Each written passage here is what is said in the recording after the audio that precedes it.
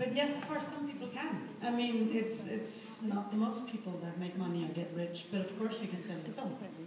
And I mean, like often it starts with that festival approval. I mean, it's rarely that a film that hasn't been shown at a festival shows up on RT or Canal Plus. I mean, you have to prove yourself out there in the festival circuit, and that's where you meet the buyers. That's where you meet the distributors that can meet the buyers.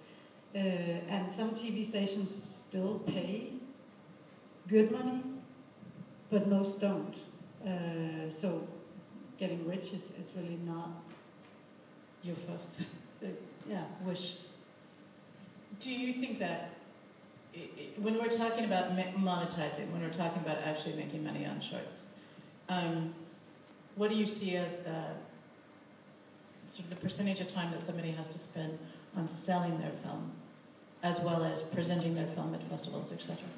I think it has changed a lot, at least in Europe, over the years, that less and less people can just go to the buyers themselves and say, I have the script film, do you want to buy it? Most buyers don't want to deal with you guys and writing up the contracts and blah, blah, blah. They want to deal with the sales agent, because then they can look at their catalog and say that, and then they have all that paperwork done by sales agents instead of very different filmmakers, and they can do it in one step. So in Europe, at least, it's been more and more through sales agents.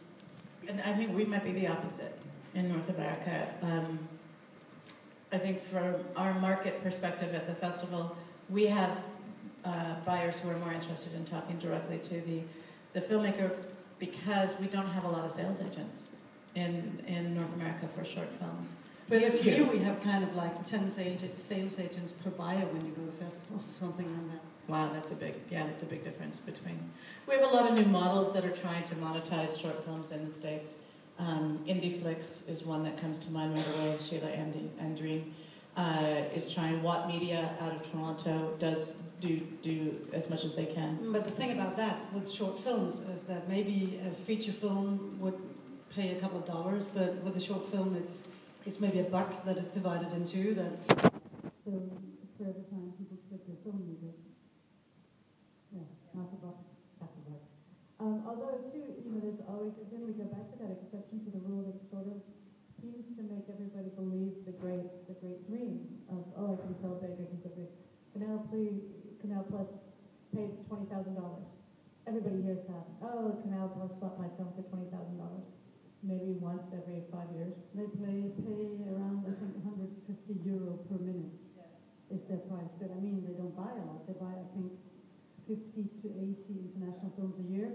So, yeah, you have to be one of them. But they actually pay, Canal Plus and our channels that will pay 150, €250 per minute. But remember the numbers here, you guys. If you're talking about monetizing your short film, Sundance, which just finished, claims, I'm not going to say for sure that they're right, but they claim 8,500 submissions for short films. We're talking about Canal Plus and Arte buying 50, 60, 70 maybe at the most. These are the numbers you're looking at. If you're out there to make money out of short film, career, it's a difficult road.